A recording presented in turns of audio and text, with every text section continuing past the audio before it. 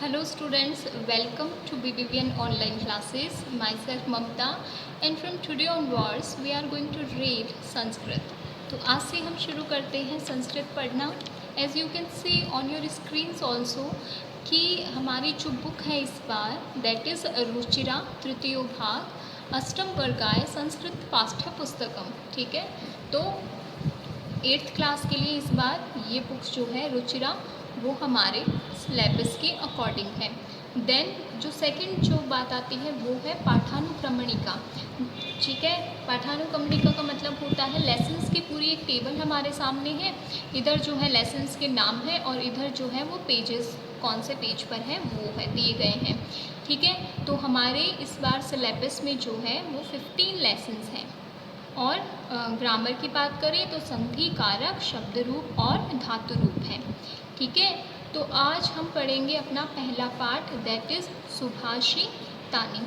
ठीक है, तो जब भी हम श्लोक पढ़ें, अब संस्कृत जो है वो क्या है, हमारी प्रथम भाषा कही गई है. भारत जो है वहीं से संस्कृत भाषा का उद्भव हुआ है. हमारे प्राचीन ग्रंथ हैं, हमारे पूर्वज जो हैं वो बोलचाल में भी पहले संस्कृत भाषा का ही प्रयोग करते थे और हमारे जितने भी ग्रंथ हैं वो हमें संस्कृत में मिलते हैं. हालांकि अब जो है उनका हिंदी में अनुवाद करके कॉपीज़ जो हैं बुक्स जो हैं वो प्रिंट की गई हैं. तो बात करते हैं अपने फर्स्ट लेसन की. सुभाषितानि, सु प्लस भाषित दो शब्दों से मिलकर बना हुआ है. सु का अर्थ है सुंदर या मधुर और भाषित का अर्थ है वचन.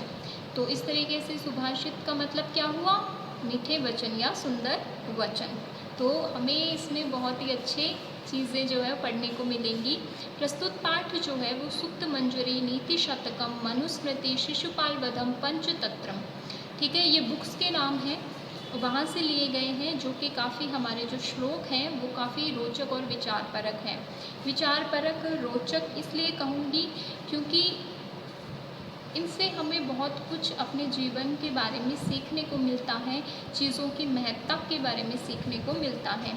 तो जब भी आप श्लोक पढ़ें तो उसका सस्वर गायन करना बहुत ज़रूरी है.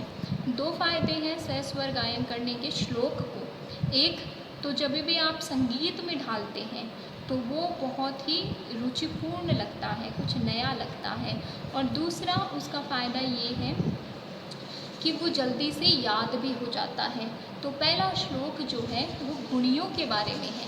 ठीक है, यानी कि सज्जन व्यक्ति जो हैं वो किस प्रकार से आचरण है उनका और निर्गुण व्यक्ति जो है उनका किस प्रकार से आचरण है. तो गुणियों की बात की गई है. ठीक है, तो पहला श्लोक देखते हैं और फिर उसका अन्वय और अर्थ देखेंगे. गुणा गुणज्ञेषु गुणा भवन्ति ते निर्गुणं प्राप्य भवन्ति दोषा सुस्वादुतोया प्रभवन्ति नद्यः समुद्रमासाद्य भवन्ति पेया. ठीक है, तो इस तरीके से आप इसका स्वस्वर गायन करिएगा. गुणा गुणज्ञेषु गुणा भवन्ति ते निर्गुणं प्राप्य भवन्ति दोषः. गुणियों में जो गुण हैं, यदि गुण यानी कि अच्छे व्यवहार या अच्छे गुण जो हैं जिनको हम अच्छी चीज़ें कहते हैं, जैसे विनम्रतापूर्वक व्यवहार करना, सच बोलना, दान करना, ठीक है, किसी की रक्षा करना, जितनी हो सके दूसरों की सहायता करना, ये सब गुण जब गुणियों के पास में रहते हैं तो गुण ही रहते हैं. गुण में भी इनकी वृद्धि होती जाती है. जैसे कि दानवीर कर्ण जो थे, ठीक है, अब दान करना क्या है, एक गुण है जिससे क्या होती है, ज़रूरतमंदों की सहायता होती है. तो दानवीर जब कर्ण थे तो उनके पास में दान की जो महत्ता है, जो यश है वो बढ़ा और उनको दानवीर कर्ण कहा गया. इसी प्रकार ते निर्गुणम, ते अर्थात वही गुण, निर्गुणम प्राप्य भवन्ति दोषा, निर्गुण को यदि प्राप्त हो जाते हैं तो वे दोष में परिवर्तित हो जाते हैं. कैसे, इसका एक उदाहरण दिया गया है अगली दो पंक्तियों में. सुस्वादु तोया प्रभवन्ति नद्यः, नदी का जल क्या है, जैसे स्वादिष्ट जल की बहती हुई नदी है. ठीक है, समुद्र मासाद्य भवन्ति पेया, परंतु जैसे ही वो स्वादिष्ट जल वाली बहती हुई नदी समुद्र मासाद्य समुद्र में आकर मिल जाती है भवन्त्य अपेया, तो वो क्या हो जाती है, अपेय हो जाती है। अर्थात वही जब नदी के रूप में बह रहा था वही जल, तो वो पीने योग्य मधुर जल था, स्वादिष्ट जल था, परंतु जैसे ही वो समुद्र में आकर मिलता है वो क्या हो जाता है, अपेय, खारा हो जाता है। तो इसी तरीके से गुणियों में अगर गुण रहते हैं तो उनकी महत्ता बढ़ती है, वहीं निर्गुणों को प्राप्त हो जाते हैं तो दोष बन जाते हैं।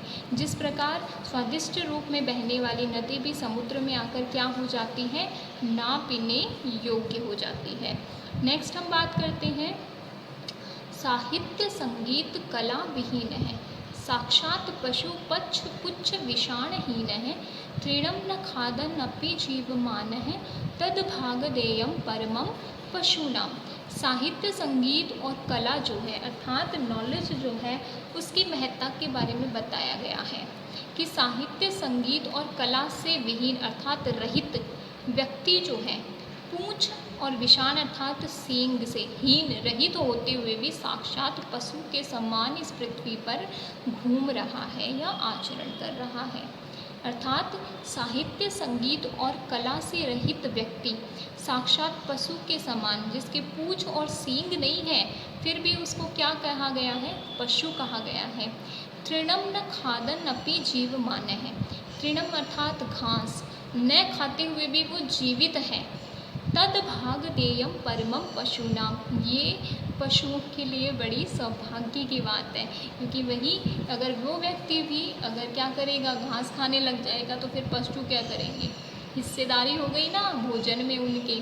तो कहा गया है कि साहित्य संगीत और कला से जो विहीन व्यक्ति है अर्थात शिक्षा से जो विहीन व्यक्ति है वो इस संसार में बिना पूंछ और बिना सींग के साक्षात पशु ही है, और वो पशु जो है बिना घास खाए जीवित है या जीवन यापन कर रहा है। ये पशुओं के लिए जो है बड़े ही भाग्य की बात है। फिर हमारा तीसरा श्लोक है, नुग्धस्य नश्यतीयशः पिशुनस्य मैत्री, नष्ट क्रियस्य कुलम अर्थम परस्य धर्मः, विद्याफलम विष्णुने कृपणस्य सौख्यम, राज्यम ब्रह्मत्व सचिवस्य नराधिपस्य। ठीक है, थोड़ा सा कॉम्प्लिकेटेड है, बहुत सारी चीज़ें जो है, बहुत सारी बातें जो है वो इस श्लोक में कही गई है, जिसकी बात हम करेंगे नेक्स्ट वीडियो में। आप एक बार इसको पढ़िएगा, इनका स्वर वाचन करिएगा, आपको बड़ा ही आनंद आएगा। ठीक है, नेक्स्ट हम अपना जो इस चैप्टर के नेक्स्ट श्लोक है उनकी बात करेंगे अपनी नेक्स्ट वीडियो में। Thank you.